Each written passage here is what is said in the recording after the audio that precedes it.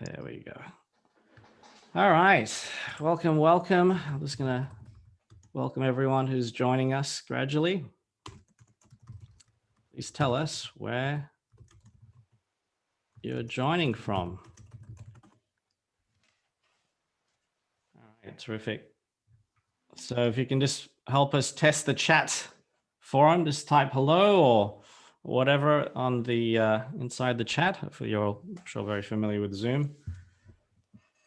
Okay, so Simon, yeah, I think we're technically good to go. I'm just going to share my screen and make sure we've got a few things working fine.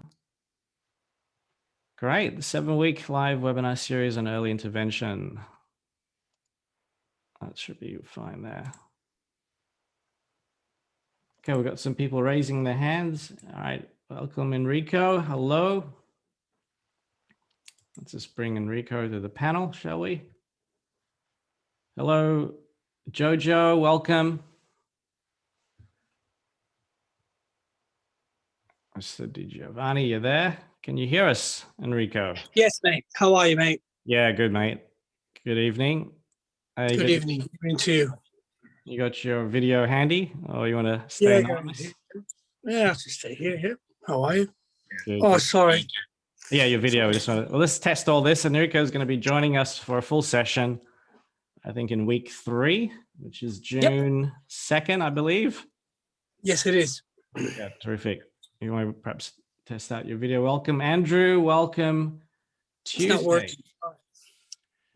Welcome, Angela, Chen Hong, Chin, Christine. Welcome. Welcome, David. Is the chat working? Enrico, just yeah, it should be working. I think everyone. Yeah, it should be working. The video, I can't get it on. Yeah, there's a little start video button somewhere. Yeah, no, I did. Just it says you cannot start video. Oh yes, sorry, it's my. I need to allow it. Sorry, my bad. That's okay. That's okay. Yeah. It's the first time we've run a webinar like this for quite a while, but hello. There we go, Enrico. Oh, there you go. Hey, mate. Good evening. I know it's evening over there. Eugene, welcome. I think Eugene's from Hong Kong. Dr. Hardik, James, Dr. Kwong, welcome. Jess, John, Kyle, Lincoln. Yeah, maybe share which country you guys are dialing in from. Be good to see. We've got a couple of hundred registrants, so that's exciting. Is the chat just to the panelists, or? Oh, that's why. There we go. Let me just try again. Welcome all. So yeah, there's panelists and attendees. So we're getting primed up here for the webinar. So please tell us where you're joining from. Okay, now perhaps you guys can see our attendee chat roll. There we go. Just a few more minutes and we'll get started. Let's see what time is it, everyone? I'm dialing in from New York. It's 7 a.m. here almost. What about you guys around the world? Hyun, Jean, Michelle, welcome. Philip, Rod, welcome. We'll get started in a few minutes. You can, later on, we're going to open it up to Q&A. You know, we're going to do, a 30, 40-minute podcast style interview with Simon. And we will then open it up to Q&A. You can type in your questions if you want to do it that way, or if you want to join the panel, so to speak, you can just raise your hand. There's a raise hand function. You can click on that little icon, and like Sutante, thank you for testing. If you want to test out the raise hand function, you can click on it. And then during the Q&A, we can bring you into the panel, which means you can actually see, you can turn on your video if you'd like. You can keep it anonymous. If you want to just talk and not be seen is fine as well. If you want to turn on your video and say hello to everyone. and ask your questions directly with Simon. That should be fine as well. So we'll do that, in the last 15, 20 minutes of this 1 hour session. Okay, let's see. All right, can just someone type hello in the chat? Just want to make sure technically everything's working. Andrew, David, Eileen, Jasmine, welcome. John, Hawken, welcome. Kranthi, getting to quite a few people joining. Welcome, welcome. You. All right, I think someone's already submitted. Chat is disabled. Oh, thank you, Angela. Let's see what's going on here. That's why, for some reason, chat is disabled. Oh, that's strange. Nothing like technical. I was wondering why no one was submitting the chat. Chat is answer live. Type answer live.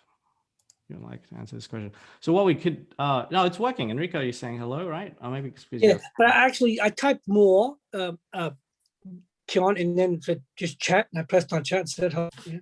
Yeah, so it should That's be how working. Well, what we'll probably do is we'll leave questions open till at the end part, and then if you just raise your hand, you can join the panel, and then you can ask questions directly. I think that's probably the best way to do it. Welcome, Yang Ming. You. It doesn't look like it doesn't look like any of the attendees can type on chat. Yeah, I don't know why. I think thank you, Angela, for notifying that the chat is disabled for some reason. Technical. I'll have to look into that as we get into this, but we'll address all the questions in the last 20 minutes, and we'll let you actually come on to the panel, and then that's probably a lot easier for you guys to ask questions. So keep your questions for now. Make a note of them, as I'm sure they'll come up, and then that way we can handle it near the end. We've already got 50, 60 people joining us already. So let's get started. It's already 9 o'clock Melbourne time. So welcome. My name is Kian Wong. I am Dr. Simon Wong's brother, actually, based in New York, and helping him with all the logistics and enrollments for his various postural orthodontics courses over the last year and a half. So on behalf of Simon and Enrico, he has been working with Simon for the last 10 plus years through his dental lab. Welcome from New York, Melbourne, wherever you guys are from, welcome. Today we have our first series of 7 free weekly webinars that will be same time, same place, starting Wednesday, 9 p.m. Melbourne time, and on the topic of early intervention. We have a number of guest speakers throughout the next almost 2 months, from Dr. Roland Barrowman, is an oral and maxillofacial surgeon, MaxFac surgeon, based in Melbourne. He'll be joining us next Wednesday. And Enrico, founder of A Point Dental Lab, will be joining us the following week, 2nd of June. And then we have an ENT specialist, Dr. Perry Burston, joining on 9th of June. And then Dr. Susan Shear, specialist pediatric dentist, June 16th. And then the 23rd, Simon will be covering Mastering the Art of Dental Facial Aesthetics. And in the final session, we'll talk about the business side of how to generate these $8,000 to up to $20,000 early intervention treatments that Simon is doing over the last few years. So that is kind of the schedule. They will be recorded. A lot of people have asked if they can't make certain sessions. We will be recording every session, and we'll be providing it for free during this 7-week period. We'll email everyone within 48 hours. We'll have everything uploaded, edit out anything. We're recording this on Zoom, so it's automatically recorded, but give us 24, 48 hours and we'll have it uploaded into the replay section. And there'll be one link I will email everyone. And on that link, we'll have every session linked there for replay. So, new evidence-based approach to early orthodontic intervention, 145 consecutively treated cases Dr. Wong, revealing the 7 steps to straighter teeth, beautiful faces, and better airways. Dr. Simon Wong is not only my brother, but he's a leading expert in facial growth guidance, orthotropics, and early intervention orthodontics. He has held the position of visiting professor, co-director of the orthotropics module at the University of Valencia, Department of Orthodontics, and is a fellow of the International Academy of Dental Facial Aesthetics. The past 10 years as the principal of the Clinic Natural Smile Centre based in Melbourne, Australia. He's been focused on the correction of early childhood craniofacial development issues, a devoted practitioner for the early correction of malocclusion. He's a published author of GOPEX, Good Oral Posture Exercises, as well as journals and textbook articles on sleep disordered breathing, with his most recent article, The Jaw Epidemic, Recognition, Origins, Cures, and Prevention, published in Bioscience, July 2020. Just to clarify, he's a co-author of Good Oral Posture Exercises with Dr. Sandra Khan from California. His current clinical research at the Orthodontic Department of the University of Alberta will hopefully provide the pathway for the future of orthodontics to be focused on cures and prevention for all oral facial development issues for our children. Welcome, Simon. How are you this evening? Thank you. Thank you. All right, let's get started, shall we? So tell us a bit about your journey. A couple of years ago, I left Melbourne 16 years ago, 16, 17 years ago. So, I guess I was visiting, mom and dad and you roughly once a year or so. And then for a long stint, I wasn't able to go back. But finally we caught up roughly a year and a half ago. And I discovered all the amazing work you've been doing, and said, hey, let me help you with getting the word out there. But tell us a bit about, for those who aren't so familiar with your background, we've got a lot of guests here from around the world. Tell us a bit about your journey, where this all began. At the moment, my focus is on early intervention, childhood disorders relating to malocclusions, facial growth and development. And my practice is one that focuses on children that are pre-teenage years and predominantly under 9 or 8 years of age. And if you'd asked me when I first graduated, if this was going to be the path that will probably see me through the rest of my career, I would never have imagined in my wildest dreams, because I had no interest in treating children, like none whatsoever. When I first started, early 90s, there was a recession in the metropolitan cities of Australia, and the only work that was available for a new dental graduate was out in the country. Mm-hmm. So I did what every other colleague and new graduate did, was just look for work. We needed to work. So I ended up in country town of Victoria called Albury-Wodonga. There was 60,000 people in that town, and all I did was extractions and fillings for children. And you spend the first few years of your life just dealing with kids, and all you did was rip their teeth out.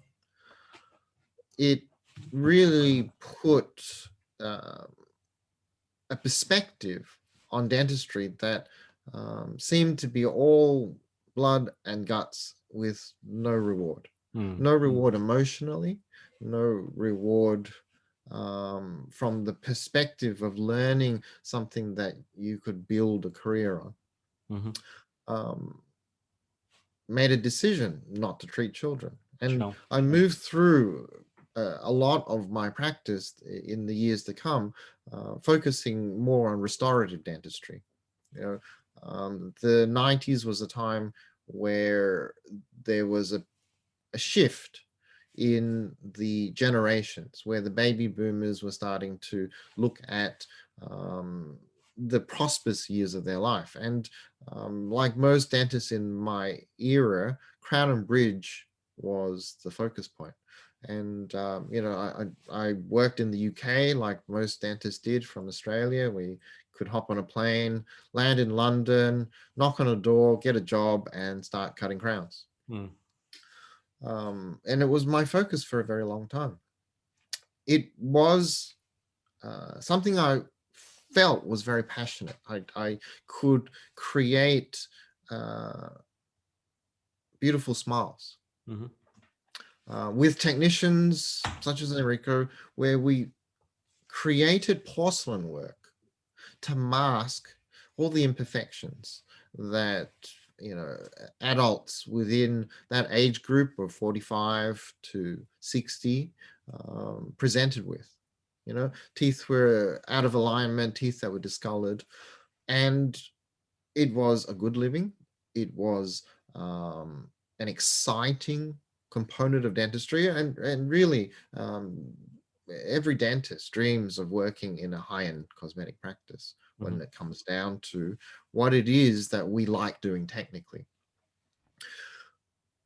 It shifted when the treatment that I provided became more complex, when it moved beyond just veneers at the front into dealing with all the disturbances of the jaw and all the disturbances of the alignment of the back teeth.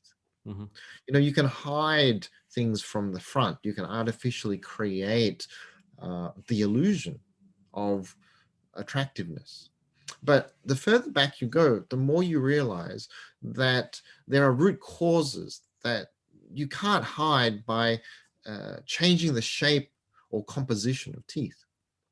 And I started to study with a very interesting dentist, Steve Olmos. When this time frame, we're talking 15, 20 this years was ago? 20. This was close to 20 years into my journey of dentistry. Okay. So which was about what, 15 years ago, roughly, or whatever? 2005, Early 2000? 2010, something like that. Okay. We realized that in order to stabilize the work that we did as restorative dentists, we needed to make sure that the patients didn't destroy the porcelain. And one of the things that seemed to be the main hurdle for longevity for crown and bridge work was stopping people from clenching and grinding. And Steve Olmos worked out that this bugbear of dentistry, the bruxing, stemmed from sleep disorder breathing, and it was tied in with TMD disorders. And it opened up a whole untapped, unknown medical side of dentistry, which was sleep disorder breathing and temporal mandibular dysfunction. When we started to delve into the intricacies of how to manage these issues, we started to realize all we could ever do was manage lifelong chronic issues. And being a person who likes to find solutions to problems, I asked Steve one day, you've taught me how to manage this and it's fantastic. The techniques are amazing, but there doesn't seem to be an end point where we can say we've cured this. And he laughed and said, cure? There's a very simple cure from all these problems. He said, you invent a time machine and you go back to when they were 6. And of course, we started laughing about it. And we realized that it was the impossible dream, the prevention of these issues. And I said, okay, tell me how I do this. And he paused and then realized I was serious. So he said, with all seriousness, you've got to learn orthodontics, but not every day, pull some teeth out, strap some braces on, get the front one straight. But you've got to get to the root cause of why these children are developing poorly and why there are so many developing poorly. John Mew then came onto the scene in my life. John Mew is a man now in his 90s. And he's been working as an orthodontist since the 60s. And he worked out a long time ago that malocclusion was not inherited. He worked out that it was an environmental disorder.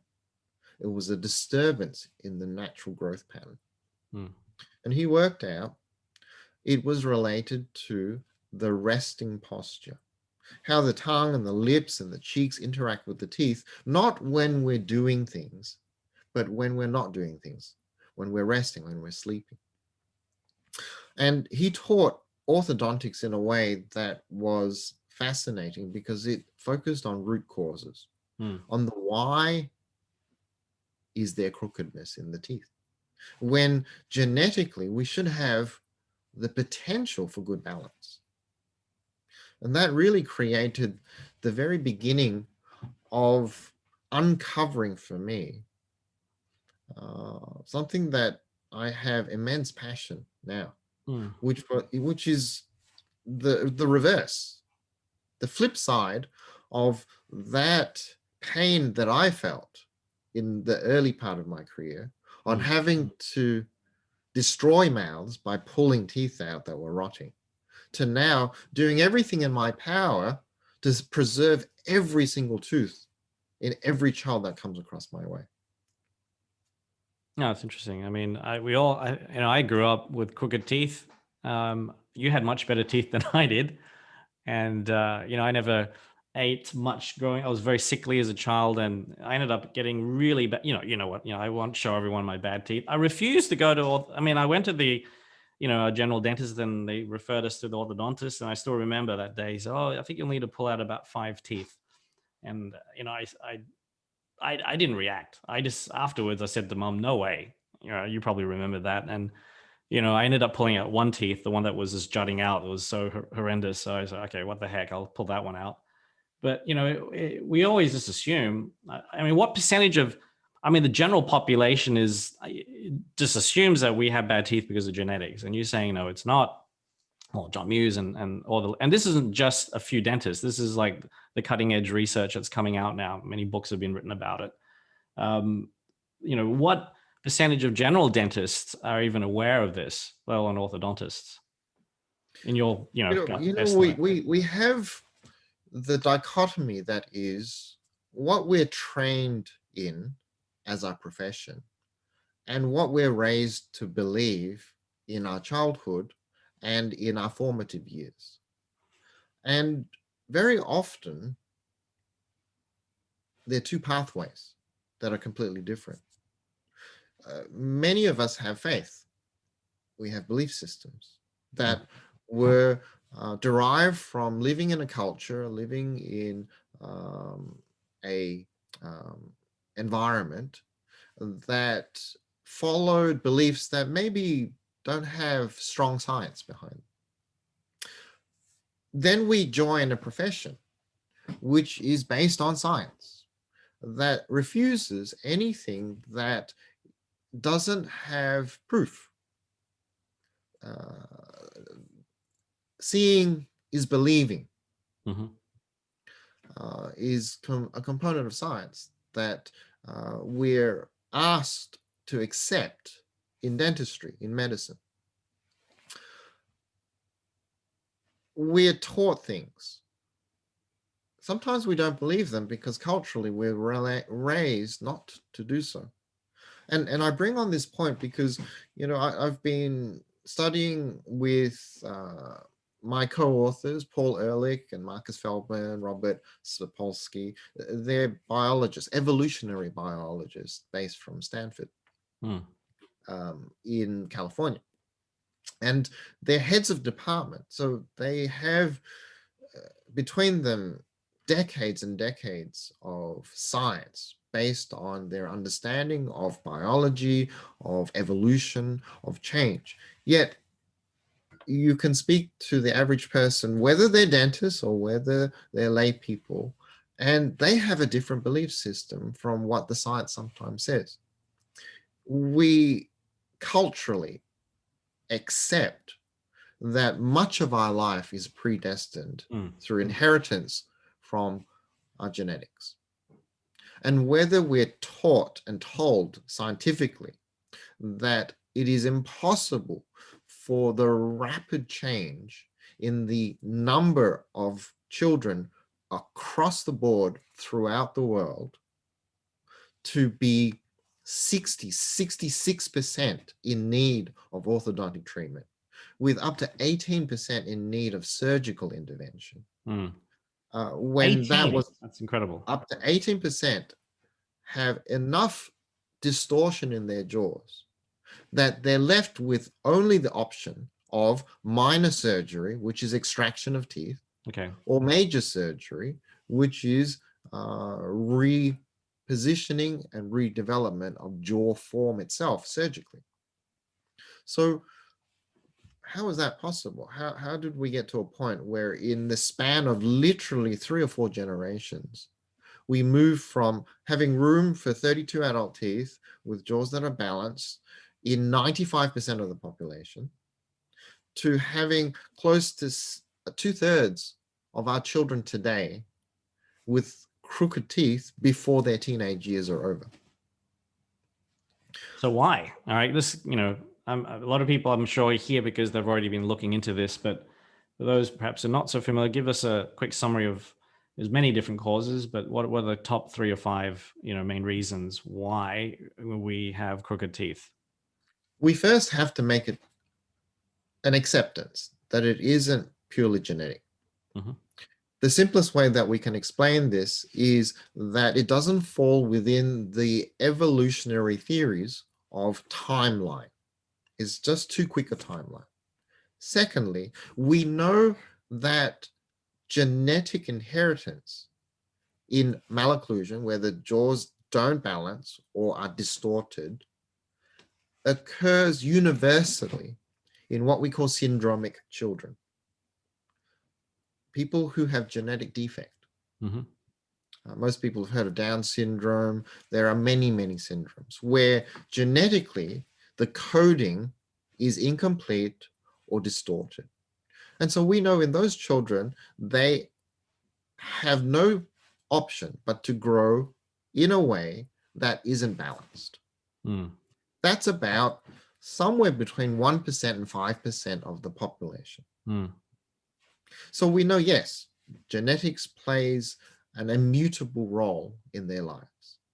But guess what? The other 97% of us have genes that potentially allow us to be perfectly balanced. Sure, different sizes, different shapes, but in balance, we will grow. So those who don't grow in balance within that 97, 95% of the population, their distortions have to come from the environment.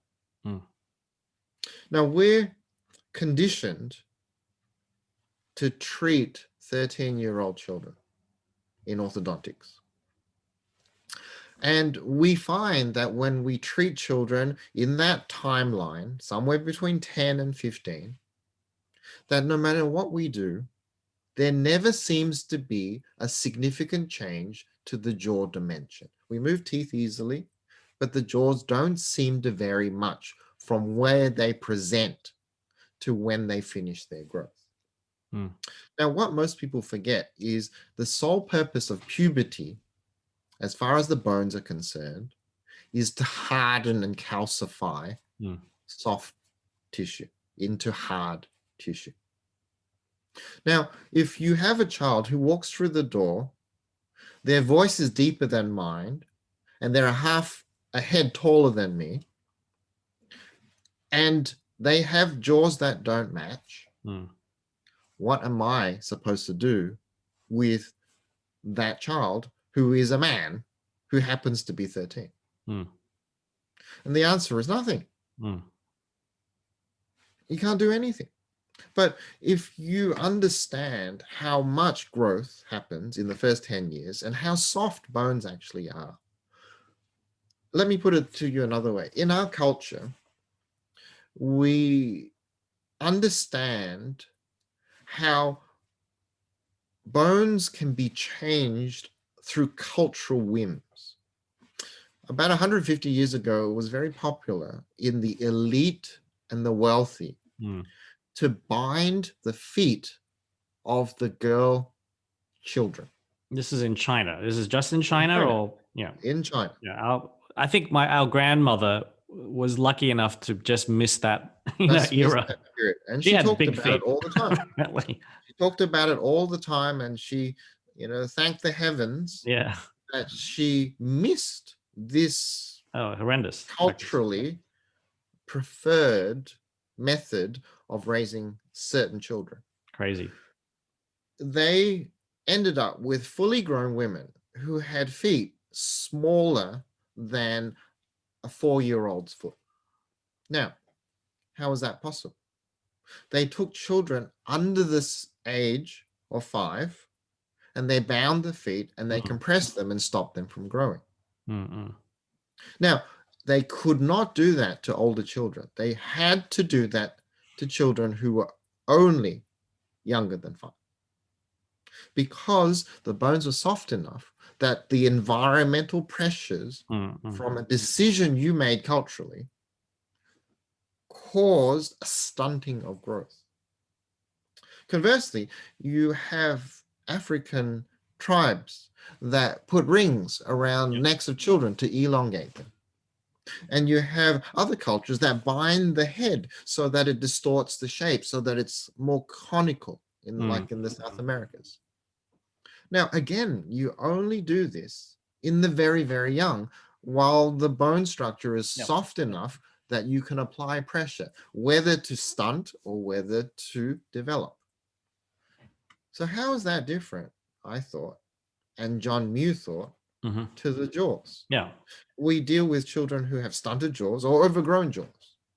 So what if environmental pressure, soft, gentle, consistent pressure on soft, rapidly growing young bone, how is that different to forcibly making change because culturally you make a decision, you want a certain look? Isn't that what orthodontists do when they're 13? You pull out a bunch of teeth, use these braces that put consistent pressure until it closes the gap. And it's the same concept, but you're saying to start earlier, right? I mean, as you know, and work with larger areas of the face. You can work with very small areas such as the teeth, or you can work with larger areas such as the jaws. The difference is you can work with small areas with small movements longer period of time, but with jaws you just have a shorter timeline to work with. And I was just trying to wrap my head around it. I mean, as a lay person, not a dentist, but with 2 young children, you got me into a rabbit hole, obviously, looking into this. Your nephew's like, hey, they're young, but now's the time to get them with, into the right habits. But obviously, if the jaws are not growing to their optimal genetic potential, they're not large enough to fit the 32 teeth. That's why you get crowding. So why why aren't they developing? Why is there an epidemic? I think Sandra Khan came up with a new book, Jaws, the Epidemic. Why aren't we growing our jaws properly? Well, I'm going to refer back to the foot binding and the ring neck pulling and the head binding. The pressure, if you squeeze, compresses. The pressure, if you push, expands. Some children have overgrown lower jaws. John Mew, worked out, when you use your tongue and you press on the lower jaw enough, early enough, it will overgrow. If you don't put pressure on it, it will undergrow.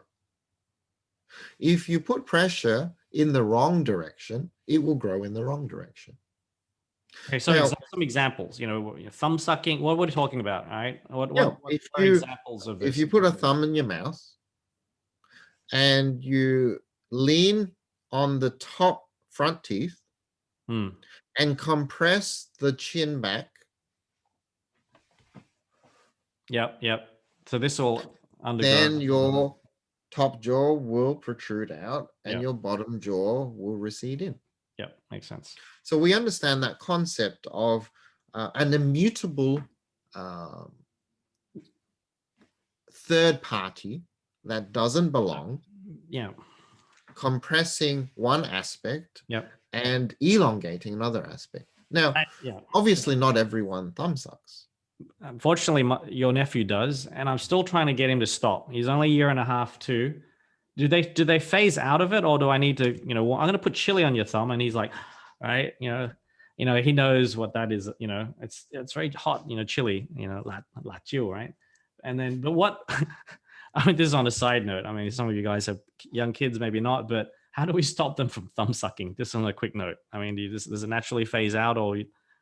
Again, this is a culturally driven acceptance or denial of home discipline.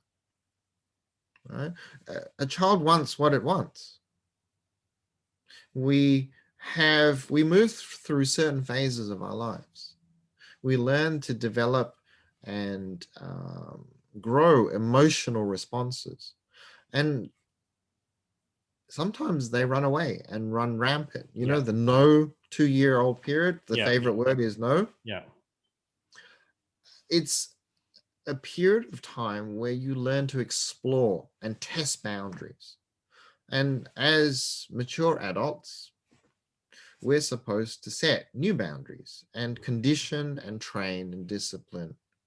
And sometimes that's what we need. And sometimes we don't, because we struggle with the concepts of balance between reward and punishment, between love and hate, between all the emotions that sometimes we haven't resolved ourselves. Now, physiologically, we know that thumb sucking alleviates sleep disorder breathing. We know that thumb sucking improves the airways. So what we have to do is explore, is there a physiologic reason why it is something that they won't give up? Because every thumb sucker can breathe through their nose. Yes. Yeah. And that's soothing. Breathing through your nose, sucking on your thumb, switches your body into a restful state. Yep. When he's getting tired, he's like, when you can't breathe well, or your airways are compromised, you do what you need to do to improve them. When you can't calm yourself down, you do what you need to do to make that happen. Otherwise, you go haywire. You know, children who don't get enough rest bounce off the walls. So we do what we need to do to survive. And sometimes it's understanding that maybe the jaws aren't developing as well as they can, and they're just doing the best they can to survive. Okay. So back to the, what happens, you mentioned if there's certain pressures, it results in, the overgrown or undergrown jaw or whatever. So then naturally when adult teeth start erupting around 7 or 8, you start noticing they're all over the place. Right. So what are the other causes? You mentioned the subtle, gentle pressures. What other things? Is it related to breastfeeding? Is it related to the food? Is it obviously fundamentally, the two jaws are unrelated. We have this concept that the two jaws, the top jaw and the bottom jaw, are supposed to match perfectly. We just assume so. Yeah. We just assume that that's just the natural order of things. So we think, well, it's a pair, right? It's a pair structure that's supposed to mesh perfectly. Now you think about what in your body is a pair. You might say thumbs are a pair, right? Hands are a pair. Yep. Feet. Eyes are a pair. Shoulders are a pair. Your front left tooth is a pair with your front right tooth. But have a look the next time you are in the vicinity of a mirror, and have a look to see which top teeth look exactly like the bottom teeth. And the answer is none. Yep. There isn't one top tooth that is a mirror image of the lower tooth. And if you think about jaws, that's two L's stuck together. That's stuck to your tongue. And your top jaw is a big M stuck to your skull. Fair enough. And it has absolutely no point of contact. That is the two jaws in linkage. Your top jaw is stuck to your skull. Your bottom jaw is stuck to the side of your skull. Mm. And they don't actually have any physical contact other than being neighbors. I thought they were connected. They're actually not connected. They're There is not. no connection point between the top jaw and the bottom jaw. Ignorance. All they are neighbors. Neighbors. All right, got it. So they're not necessarily going to grow together unless. As they're neighbors that can either spend time together or apart, they actually have no reason to physically grow to match. I see. Except for one component. They both share one organ between them, and that organ is the tongue. Right? That's the one organ that is shared between the two jaws, but the tongue is stuck to the bottom jaw. It's not linked to the top jaw. So if we want the two jaws to grow in harmony and together, we need to find a way to universally and evenly share that one organ between the two bones. And the only way that is possible is if you shut your mouth completely. Got it. So that resting. So that two jaws are pressed together and your tongue is squeezed between both of them.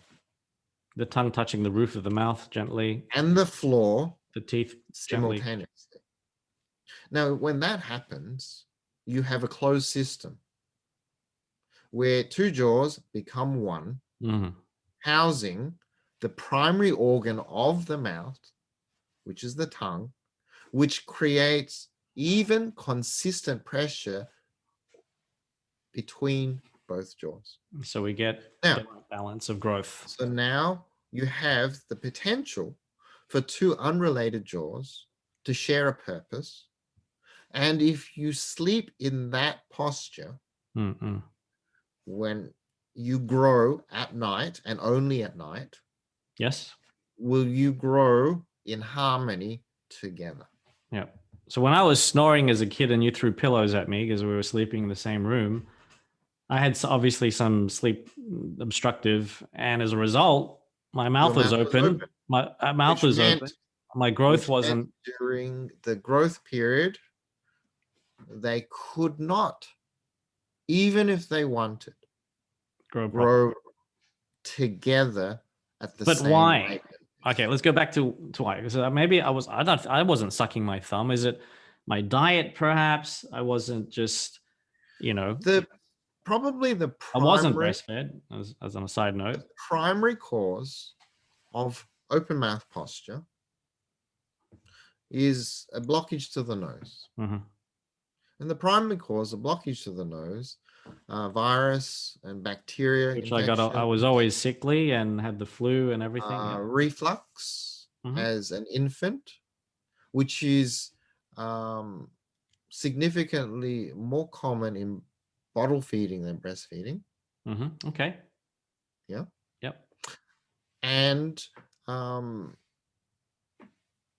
pollutant smoke and air pollution. Yeah. Always staying indoors. We're going to get our kids outdoors more, right? There's an organ behind your nose in your airway called the adenoid. Yeah.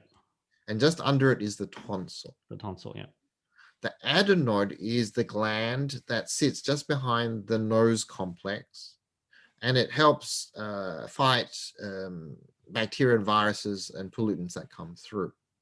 The primary cause of adenoid swelling is bacteria, virus, reflux, and smoke. Welcome to the modern world. Of where grandmothers used to smoke as they nursed us. Yeah. Got it. Yeah. So look, we're already up the 40-minute mark, and there's a few other things we want to cover.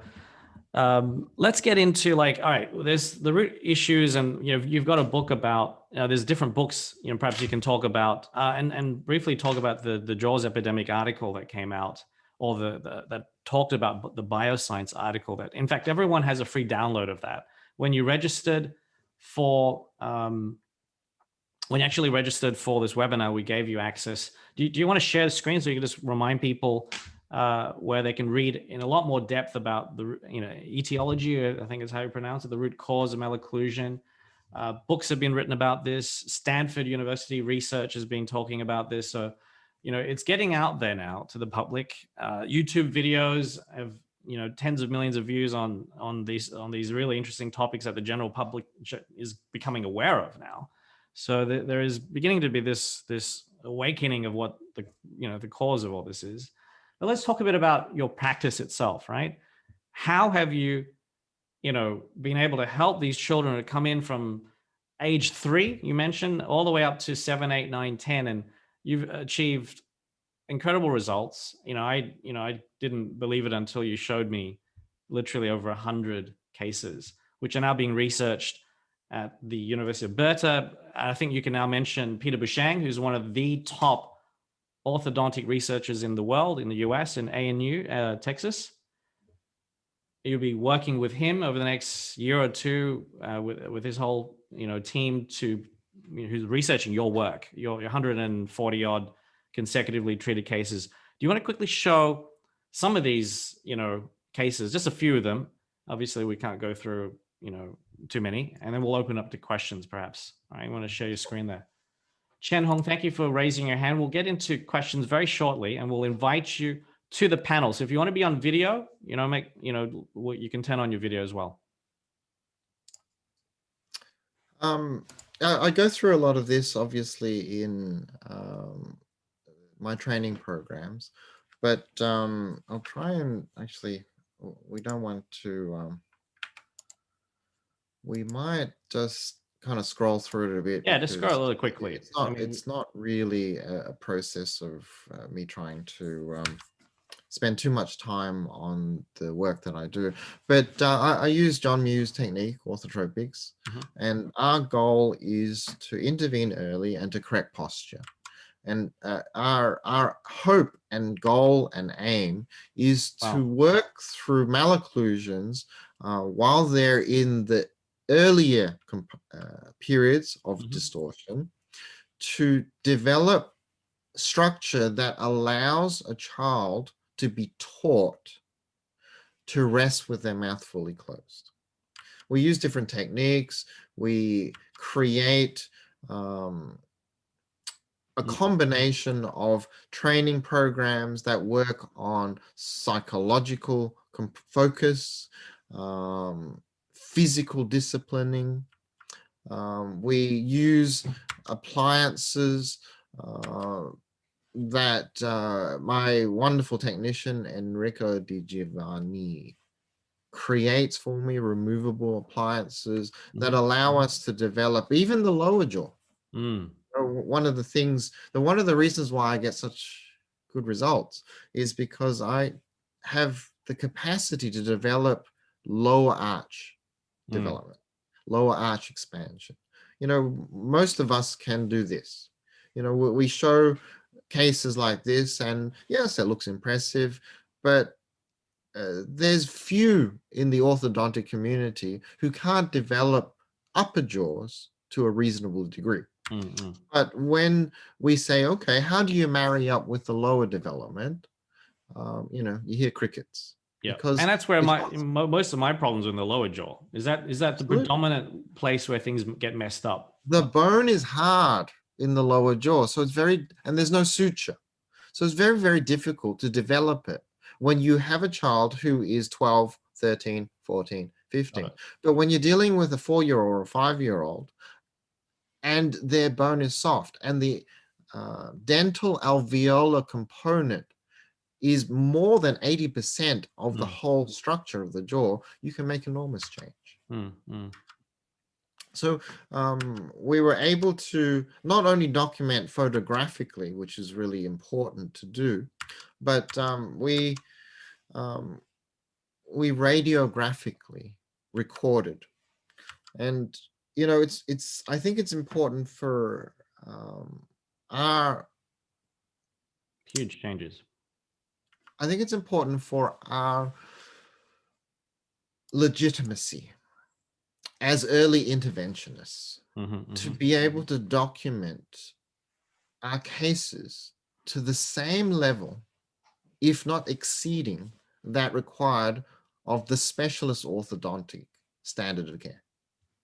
If we just record what we do and we just spend the time to get it right, and we don't cut corners, and we use techniques that are evidence-based, and we document in such a way that we cannot be refuted, then we have an opportunity to make enormous change. And, being able to consistently record the cases and put it together in such a way that it catches the eyes of the orthodontic profession, then you can analyze it and objectively evaluate it and publish it, because that's part of the evidence-based process of developing systems that have science behind them. Absolutely. Terrific. So tons of we put that, you gave us a stack of folders and we just managed to whack it all together into that compilation. But let's just cover some of just one or two articles and we'll open up to questions. I think you wanted to share this particular one. Fundamentally, this is probably the most important of the articles that we've written. And it helps people to understand the science behind why it's not genetically based, why it's environmentally driven, and why it's actually culturally driven.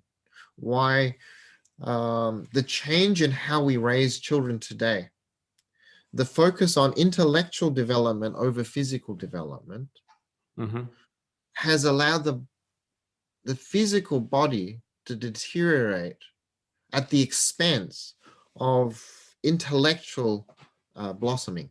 Yeah, totally. And what we don't want is to go back to the Stone Age, of course. We don't want to be eating caveman food and hunting for our existence, and we don't want to be grunting and have stunted intellectual development just so that we can lift boulders and jump over trees.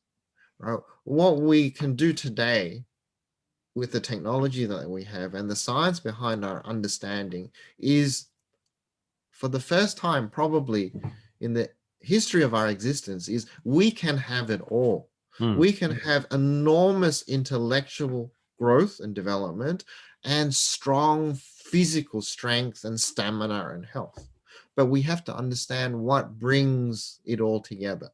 And I think this is an article that is available for free to everyone, right? Everyone who links to our website, everyone who clicks on straightteethnaturally.com/free-downloads can download this article. Yeah, you should all have had it. If for whatever reason you can't find a link, just email us at info@straightteethnaturally.com and we'll resend it to you guys. And on that link, you can download Simon's book completely for free, the digital version, GOPEX, Good Oral Posture Exercises, along with this particular article and some of the Stanford release on one of their websites that discuss this particular article. So it goes through the changes and the issues that societally we are starting to suffer from with malocclusion, sleep disorder breathing. It talks about what are the evolutionary environmental causes of this epidemic, right? When you're dealing with 60% of the population having crooked teeth, it's an epidemic. it talks about some of the differences in life today compared to life even 200 years ago. It talks about what is the actual genetic components of causation. We talk about the science behind why it actually isn't genetic, malocclusion based. And then we talk about how we treat, conceptually, how we treat early enough to not have a devolution. You know, when you see older generations with very strong jaw features and then a gradual weakening as each generation progresses within one family within a span of 60 years, then you realize that, you know, it's, if you want to talk about evolution, call it what it is, de-evolution. Of course, that's impossible. All it is our bodies adapting rapidly to the environment around us. And it's not something that will be passed on to future offsprings unless they take on the exact lifestyle that we lived. Then you get that change. It's impossible for us to achieve this level of change within one child if it wasn't environmentally driven. We talk about the societal response, and then of course we talk about what we see to be the future, and most importantly, we give the science behind it, the references. And it's a big part of my journey today, which is to make sure that everything that we say, everything that we teach is evidence-based. Brilliant, brilliant. All right, terrific. So let's open up to questions. Thank you everyone for I don't think anyone has dropped out, and people, if you want to ask questions, I just realized with this webinar system, the chat is disabled, and I'll have to get our techie to figure out how to disable it, but you can jump on the panel. So simply click on the raise hand like Chen Hong, and we will bring you to the panel. I'm going to promote you to the panel. And then if you want to have any questions, just click on the raise hand and I'll see it and I'll invite you to the panel. So we've got, please welcome Chen Hong. Chen, are you there? You can just leave your video off if you don't want to be on camera, but you just do need to unmute to ask your question, or ask to unmute, I think. Are you there, Chen?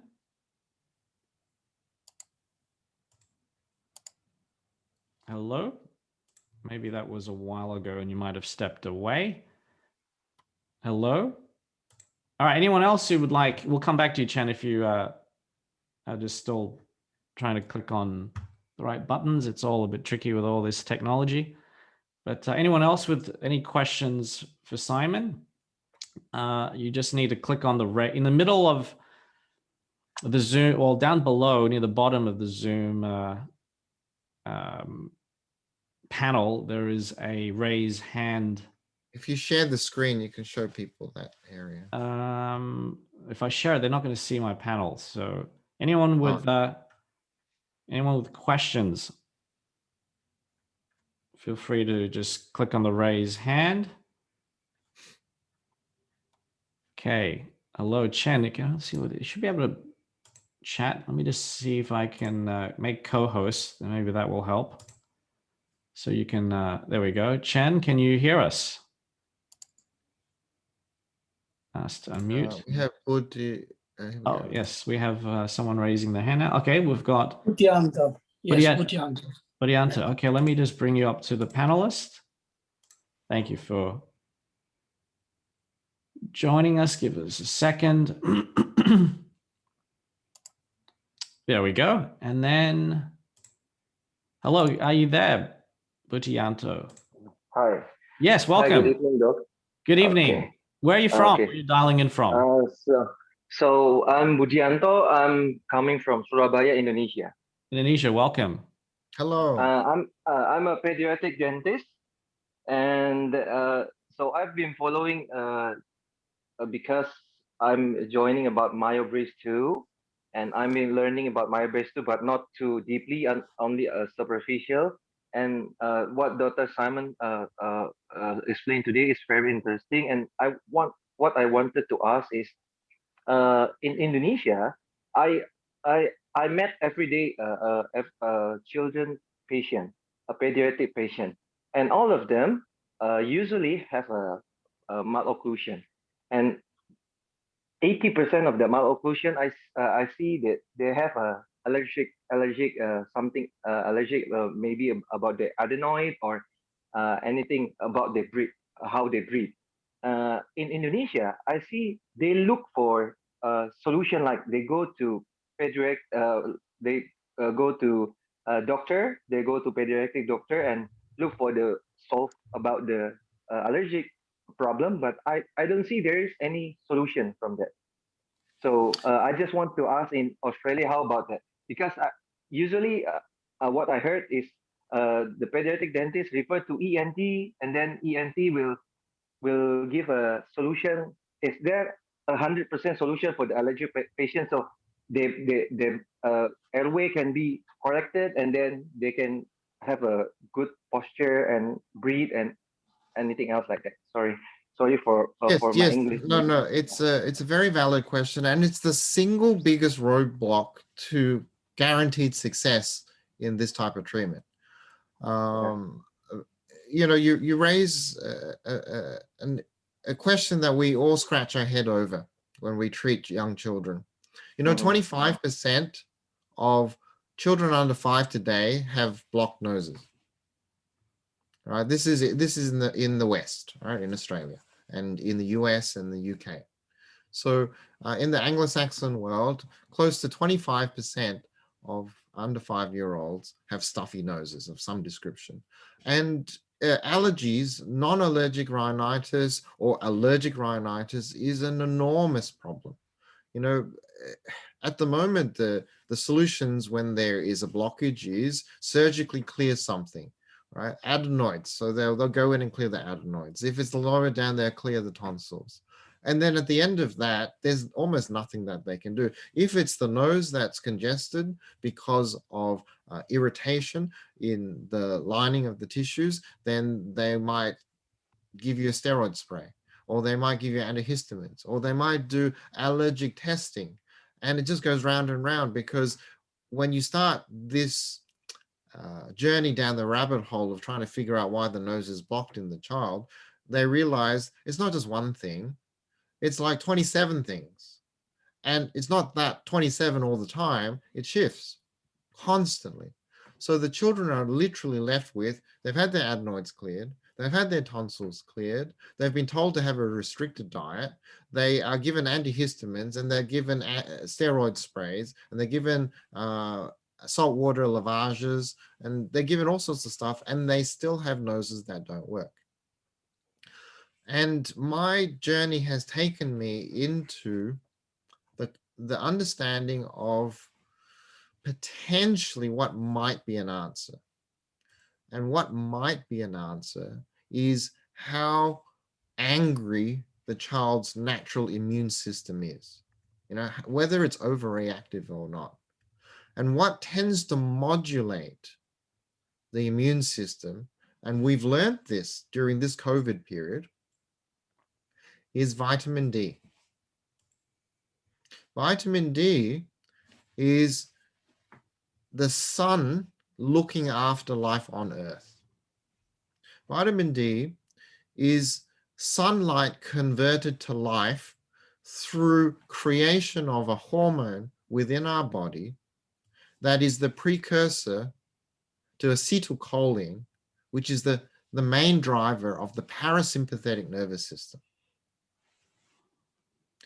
What we find today is this: most of us do whatever we can to avoid the sun. In Asia, we walk around with umbrellas when there's no rain, right? Why? To shield us from the sun. Because we don't want our skin to be dark in Asia, right? We want our skin to be light. We don't want to be a worker out in the sun. We want to be a white-collared man or woman who lives in an air-conditioned office. The reality is, in Australia in particular, the allergy levels, the rhinitis allergy levels skyrocketed since we came up with a concept in Australia called slip, slop, slap. Slip, slop, slap is protecting our children from melanoma-induced cancers from UV radiation from the sun. So we started to have a hat. We started to have long sleeve shirts, sunscreen and sunglasses for our children. And we did whatever we could to protect them from this horror, which was the sunlight burning their delicate skin. And of course, we protected our children and adults from cancer, but at the same time, we deprived them of vitamin D. And now you can't bring a peanut to school anymore, can you? Because a quarter of the children in the class will die from allergic reaction. Like, how did we get to 9 billion people on Earth with a quarter being allergic to nuts? It's impossible. So my answer to you is, it's our lifestyle. We're living in a world today which is artificially created, and we just unfortunately, we're accepting that there are adverse effects that come from the lifestyle that we've chosen. You know, air conditioning, sunshade, living in an artificial bubble can create that problem. And it's a lot more prevalent than we care to admit, because too many of us are living sheltered indoors too much now, especially with COVID being ravaging our world for the last 18 months. What is a good balance for children of sunlight, direct sunlight? You know, do you have any recommendations there? Because, you know, obviously, well, the answer is, when we burn, we come in. When we burn, we come in. So what, an hour is okay, 35 minutes? It depends on the color of the skin that you have. It depends on the time of the day you go out. Depends on the altitude and altitude of where you are. And basically, we're smart enough to be able to figure out it's getting uncomfortable now. It's time to go in. But if you slip, slop, and slap and protect yourself, you can be out all day long, and you just burn the back of your neck, right? Yeah. The bit that you forget to put the sunscreen on. Got it. Yeah, no, we're trying to get our kids to, we moved to the country, upstate New York, you know, after COVID, and it's been great for the kids. Manhattan was crazy, as you all, can imagine. But great question. But any other follow-up questions, Budianto? No, thank you. Thank you, Dr. Simon. Thank you for the answer. Terrific. Thank you. Okay. Anyone else who'd like to just raise your hand? I am getting comments and questions inside the chat. So if you don't want to, you can send a question to panelists. So that's in the Q. There's actually a Q&A chat. So there's actually a Q&A box along that row of buttons from muting and stop video. There's a Q&A bubble. You can click on that, and you can, if you want to you can submit your question there, or you can raise your hand and we can invite you to the panel. I think there was some audio issues Raina brought up, and it seems to be solved. Thank you for addressing that. We have some people from our home country, Malaysia. Yeah, we had Chen from Johor. Welcome. She accidentally clicked on the raise hand, but she has. She mentioned she already has a colleague who is enrolled in our July event. So welcome. Anyone else who would like to raise your hands or submit a question in the Q&A chat area? We're happy to stay a little bit longer. I know it's evening time in Malaysia as well. Welcome. Who else would like to, any questions? Just give it another minute or so. Enrico, you still there? we're waiting for perhaps a Yes, few I more. am. Yes, Yeah, I how you am. doing? Yeah, How are terrific. you? Yeah, look, we're looking forward to your session in a couple of weeks. Sure. You can show us some of what I affectionately call the Wong widgets. You know, Mhm. yeah. All my brother says, "Oh, dentists love appliances and widgets." Yep. So let's call it the Wong widget. I know we have more technical terms and sagittals and retainers and this and that. So we'll get into. I think it's appropriate. I think it's a cute name. So okay, we've got a question from Eugene Lai. Welcome, Eugene. How does MyoBrace fit into your treatment protocols? Simon? So Eugene, every every clinician has things that they use. I trained in the 90s with the MyBrace system, and I had some success with it. But today I follow um, my own system that I have developed with the foundation that John Mew and Bill Hang have allowed me to get a strong understanding of the principles behind what works and what doesn't. And it's not a system that I personally use myself at this point in time. Fair So enough. it's not something that's part of my protocols and regime. Okay, any other questions? Now that we've figured out, you can just type them in the Q&A section. If you'd like to jump on the panel, you can do so as well by raising your hand. Okay. So otherwise, we might, allow people to ask of our other guests in the future, in the future webinars that we have. yeah, So, we've got 7 more sessions, so plenty of time where you can always ask questions direct to Simon as well as the guests. You know, we have 4 guests in the next 4 sessions, actually. Sally Sue, welcome, has submitted a question. Hi, Simon. I thought if you develop the upper jaw, the tongue will have more room. Then the lower jaw will then follow, question mark? I suppose what I like is consistency and reproducibility.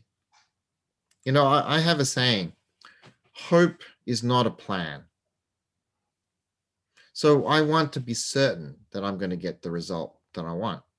And in order to do that, I've got to work with both jaws. Okay, so don't leave it up to Chance, I guess. So as you mentioned, they're 2 separate entities, so got to work on both of them. Another question is submitted. Oh, we've got a whole bunch of questions coming in. Sally said, makes sense. Thank you. Tuesday, welcome. What's your take on the use of fixed palatal expander in children? How do you deal with compliance issues with removable expanders if there have been any? So one of the primary objectives that I have is to develop the jaws in a way that follows as closely as possible the pressure dynamics of an ideal natural development. And we want the tongue to drive growth on the palate. The only way that I can mimic that level of broadness in pressure is to use acrylic-based removable expanders, because I can put pressure on the hard palate. In fixed appliances, fixed palatal expanders, we're leveraging the crowns of the teeth. We're putting pressure on the dentition in hopes that we're going to force a splitting of the suture. Our goal isn't to do that in postural orthodontics, which is the program that I teach. Our goal is to apply pressure on the bony surfaces, the hard palate, and the lingual surfaces of the mandible. And in order to mimic the amount of contact I have to use a broad expanse of acrylic in order to do that. So I use removable appliances. Now, how do I deal with compliance issues? I deal with compliance issues the way my grandmother and grandfather taught me for many things in our life, and my parents taught me in many things with our life. It's with basically a firm discipline. You know, we live in a world today where often we let the children dictate the decisions of how the household is run. In the system that I use, the adults run the show. We make a decision as adults to change the culture of the family household to make this a non-negotiable component of life. Now, not everyone is willing to take treatment to that level. And we self-select out of each other's lives. I have another philosophy, another saying, another motto. I only treat people who believe in what I believe. Terrific. So what do you, let's be more specific. What changes do you, are you facilitating, are you coaching the parents to induce inside the family? Well, one of the biggest hurdles, of course, is, oh, I don't want to wear the plate when I'm eating. And the answer to that is, fine, don't eat then. Okay, so just being really firm and disciplined about this. Yeah, you can eat at lunch then instead of breakfast. Oh, I don't want to eat now. It's lunchtime. I'm hungry. You can eat with the plate in, or you don't eat. Yeah, so this requires that firm discipline, I guess. So, all right, terrific. Now we've got another question. Tuesday, if you've got any follow-up questions, feel free to type that in. Thank you for your question. Another question from Jess. Thanks, Simon, for your talk. Great photos you've shared. How do you treat a retrusive mandible in such young children? Traditionally, functional appliances done at age 9.5 and above, and ideally during pubertal growth spurt. Great question. The greatest growth occurs before the pubertal spurt. Interesting. Yeah, the head is 2/3 formed by the time you reach 9 years of age. The maxilla is almost complete in its growth by the time you reach 10. By 10, your jaws are already... Your top jaw is almost completely finished. Wow. In its growth and development. So if you wait until later than that timeline, then you get excited when you get 2 or 3 millimeters or 4 millimeters of change. I'm looking for 10, 15 millimeters of change. And that's possible when you have a teeny tiny child who's going to grow enormously. And it's not possible when you have a child whose head is almost as big as yours before you start. Got it. Terrific. All right. Thank you, Jess, for that question. Any other questions? We could talk all night about this, but we want to be respectful. We promise it'll be an hour, but everyone, 95% of you guys are still here, so I guess you might have a few more questions. Feel free to type any more questions in the Q&A. Yeah, so every week, Wednesday, 9 p.m. Melbourne time, which is 7 p.m. KL, Singapore time. There's a lot, and Hong Kong, there's a few from around the world joining us. There's a few more questions there. Q&A. Oh, sorry. Yes, thank you. Yeah. Got it. So Kelvin Tay, thank you. Hi, Simon. When is your view on tongue ties, and at what point do you decide to release it? Sometimes I let the specialist make that call. If there's a speech impediment, if there's a feeding impediment, I'll defer to the expertise of those who deal with those impediments. So sometimes we work with speech lingual pathologists, sometimes we work with ENT surgeons, feeding specialists. if the tongue tie interferes with my lower appliance, I'll get it revised. But I defer to experts. Okay, and we're going to have Dr. Perry Burston, ENT, so you can ask that question to Perry, right? On the 9th of June, I believe, is when Perry will be joining us, ENT surgeon. So thank you, Kelvin. And, I think we have one last question. Yeah, Jess. Yes. So are you using, so Jess is another follow-up question. So are you using functional appliances in very young children? So one of the things that I focus my energy and attention on is posture, which is the position that we hold when we are at rest or are still position. And functional appliances are not a part of my practice. Functional appliances are designed to be active when you're opening your mandible. All right. When your mandible is in the open position, the appliance activates and creates a force effect. My goal is to train children to stay closed. So I use postural appliances in very young children. Terrific. Thank you, Jess. Thank you, everyone, for those questions. I want to actually quickly share, if those of you who wanted to stay for couple more minutes, I'm going to share my screen here quickly. Oops. Where are we?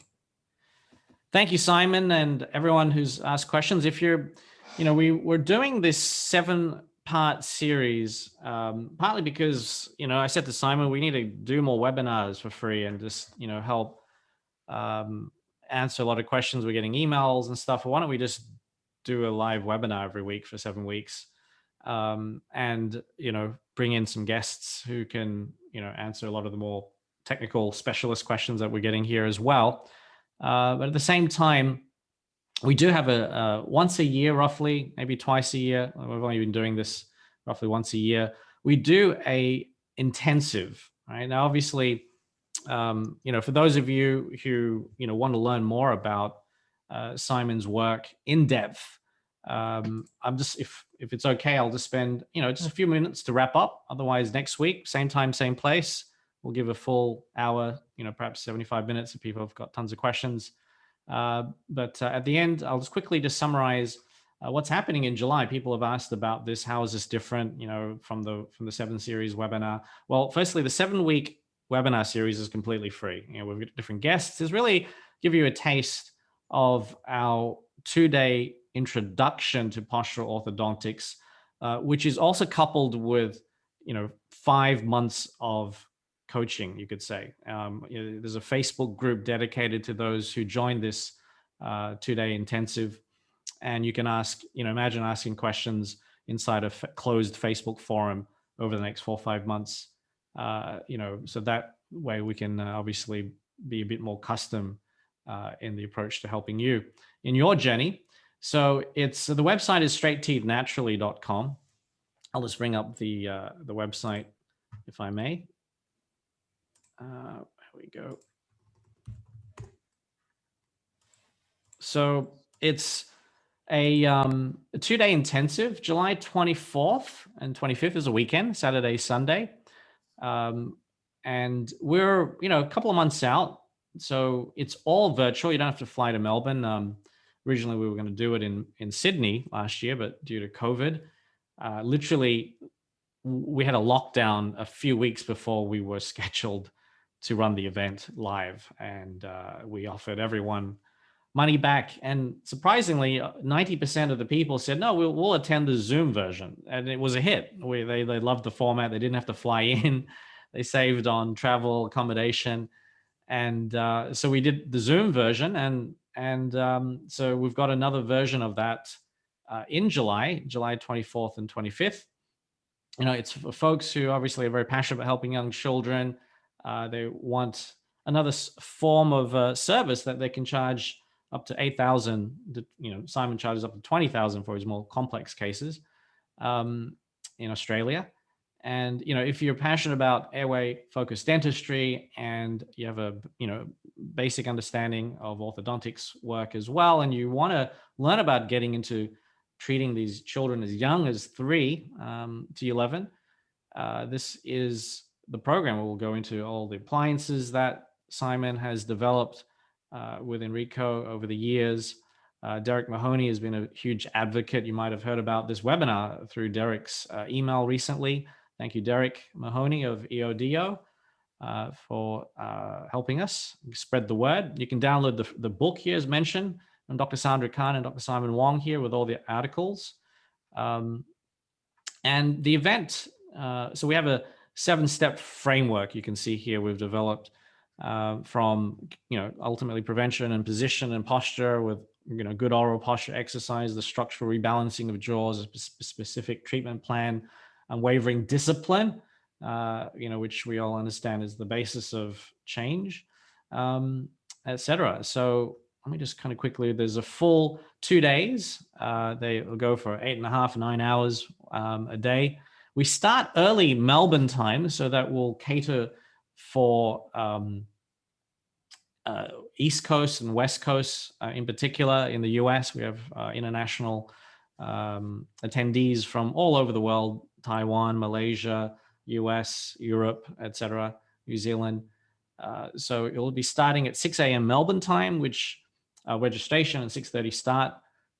So that's going to be a little bit earlier in Asia, 4:30 start, but you'll be done by 1 p.m., 1 or 2 p.m. So you got still half the day to enjoy for the weekend. So it'll be intensive, going through things like clinical benefits, mechanics, early interception, retention strategies, evaluation marketing, etc. You can see all the different time zones there. We do have a very special pre-early bird on sale, which I'd like to bring up because you can save quite a bit because we are still in this, very early phases. And what's interesting, we've got 2 different offerings. These are, well, the standard offering is just the live stream, if you just want the live stream. And at the moment, it's $1,097 US. And the premium ticket includes the recording of the entire event and instant access to the recording of last year's event. So you can get started straight away, and there's 27 hours of recorded training from the 2-day live that we did last year, and an additional 10 hours of Q&A live that we spread out over 2 months. So we recorded everything. You get all the slides. I said to Simon, I'm in the business consulting and marketing world, and I said, look, traditionally in dental lectures and stuff, do they give you all the slides? Generally not. So no, give them everything. There's over 1,000 slides and research papers and practice templates and extra videos. Plus you get the 2-day recordings from last year instantly. You don't have to wait till the July event. So we recommend people actually go through that material a few hours a week or whatever, and so that you're more prepared for the 2-day live event. So you revisit the material, you can ask lots of questions, and in fact, join our closed Facebook group instantly. So some people have actually, gone through the material within a few weeks and have been asking a lot of questions inside the closed Facebook group that is only for paid members. I'm a internet marketer, as you can imagine. We built all the websites, did all the videos for Simon. We work with our clients are like Tony Robbins, Robert Kiyosaki, Gary Vaynerchuk, very thought leaders in the personal development business space. And I've created a course on marketing, whether it's online marketing, video marketing, Facebook marketing, and it's included for free. There's over 20 hours of training there. So we've included that as a bonus there. That ticket is only an extra $200 US to get instant access to the recordings. And prices are going up about $100 US per 2 weeks. So we'll have another price increase of $100 US in end of May. But because you guys have joined this webinar and half of you guys are still here, we want to make a special offer for those who are interested. Number one, we can give an additional $100 US webinar discount. So you just you can't get this on the website. You have to email our support team, info@straightteethnaturally.com, subject US $100 webinar discount. It ends in May. So we'll give you a whole, 10 days to think about it. There's a few more sessions in between every Wednesday. And so just take a screenshot of this, write down, the instructions here, info@straightteethnaturally.com. But we'll teach you another way to get, things at even half price. I'll explain that in a second. So you get a $100 discount USD just by mentioning you were part of this webinar series. But by the end of May, the pricing will go up 100 US. So effectively you get 200 US discount if you decide to join in the month of May. Plenty of time to go through this website. There's a in-depth, we have an unconditional money back guarantee. What do we mean by that? By the end of day 1 in July 24th, if you're not satisfied for any reason, we'll give your money back. All right, it's quite simple. You can get the premium ticket, get instant access to all the recordings from last year and the bonus Q&A sessions and all the material that you can download. And for whatever reason, you don't think you can apply this, you've got until July 24th to say, Simon, Kian, not interested, thank you very much, and we'll give you 100% refund. Our mission, as you can tell here, is to spread the word. We want to train up. This is an introductory class, all right? There is advanced programming courses, mentoring, of course, all right? We've developed that over the last year, a couple of years. Simon's been teaching different programs over the last 5 to 10 years, but we've consolidated, streamlined, documented, systematized the whole training process. So you do get live mentoring inside various groups. You can submit at the advanced levels, even your own personal cases to be mentored. We've got very limited, obviously, one-on-one mentoring like that, but that is available for those who want to go the full path. So the event will have a couple of other guest speakers. Dr. Sadhu Khan, Dr. Roland Barrowman will be part of it as well. But we have the full FAQ, questions that people have asked over the last, year or so when we've been promoting it in this particular format. And as mentioned, if you can't attend, you can just get the premium ticket and get instant access to the 2-day from last year, as well as the recording of the event in July. So the $100 discount will apply until end of May. All right, so you're getting it the cheapest we've ever offered it. We had a super early bird, which is 100 US discount. So you can get in at that original super early bird price, but be aware by 1st of June, the pricing will go up 100 US.